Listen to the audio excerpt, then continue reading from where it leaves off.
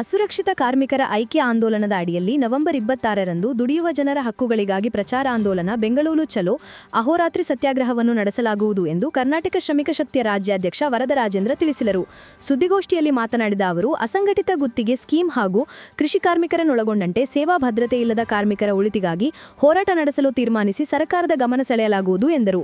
ಹೋರಾಟದ ಮೂಲಕ ಕಾರ್ಮಿಕರ ಸೌಲಭ್ಯ ಕೇಂದ್ರ ತೆರೆಯಲು, ಪಡಿತರ ಬಲಪಡಿಸಿ ಕಾರ್ಮಿಕರಿಗೆ ಕೆಲಸದ ಭದ್ರತೆ ನೀಡುವುದು, ಕನಿಷ್ಠ ವೇತನ, ಸಾಮಾಜಿಕ ಭದ್ರತಾ ಮಂಡಳಿ ಸ್ಥಾಪನೆ, ನರೇಗಾ ಕೆಲಸವನ್ನು 200 ದಿನಗಳಿಗೆ ವಿಸ್ತರಿಸುವುದು, ಜೀತಗಾರಿಕೆ, ಬಿಟ್ಟಿ ಚಾಕರಿಯಂತಹ ಅಮಾನವೀಯ ಪದ್ಧತಿ ಕೊನೆಗೊಳಿಸಲು, ಜೀತ ವಿಮುಕ್ತರ ಸಮಗ್ರ ಪುನರ್ವಸತಿ ತ್ವರಿತ ಜಾರಿಗೆ, ವಲಸೆ ಕಾರ್ಮಿಕರ ರಕ್ಷಣೆ ಮತ್ತು ಅಂಗನವಾಡಿ ಬಿಸಿ ಊಟ ಹಾಗೂ ಆಶಾ ಕಾರ್ಯಕರ್ತರನ್ನು ಕಾರ್ಮಿಕರೆಂದು ಪರಿಗಣಿಸುವಂತೆ ಸರ್ಕಾರವನ್ನು ಒತ್ತಾಯಿಸಲಾಗುವುದು ಎಂದು ವಿವರಿಸಿದರು.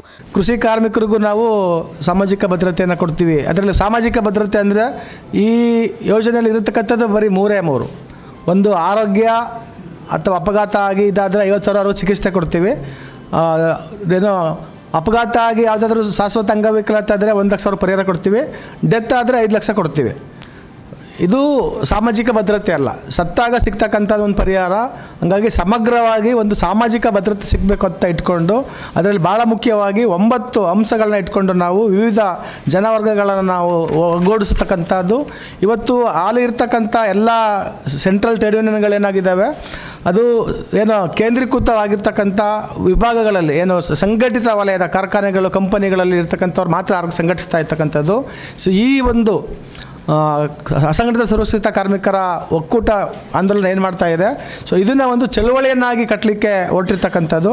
ಮೊದಲನೇದಾಗಿ ಇಲ್ಲಿರ್ತಕ್ಕಂಥ ಎಲ್ಲರೂ ವೇದಿಕೆಯಲ್ಲಿರ್ತಕ್ಕಂಥ ಪರಿಚಯ ಮಾಡ್ತಾ ಇದ್ದೇನೆ. ಶಾರೀರಿಕ ಸಂಸ್ಥೆ ಪೂರ್ಣಿಮಾ ಅವರು ರಾಜ್ಯ ಕಾರ್ಯದರ್ಶಿ ಕರ್ನಾಟಕ ಜನಶಕ್ತಿ ಏನಿದೆ ಆ ದಿನ ನಮ್ಮ ಹಕ್ಕುಗಳನ್ನ ಪಡ್ಕೊಳ್ತಕ್ಕಂಥ ದಿನ. ಆ ಹಿನ್ನೆಲೆಯಲ್ಲಿ ಈ ಒಂದು ಆಂದೋಲನ ನಾವು ಈ 26ನೇ ತಾರೀಕು ಶುರು ಮಾಡ್ತಾ ಇದ್ದೇವೆ.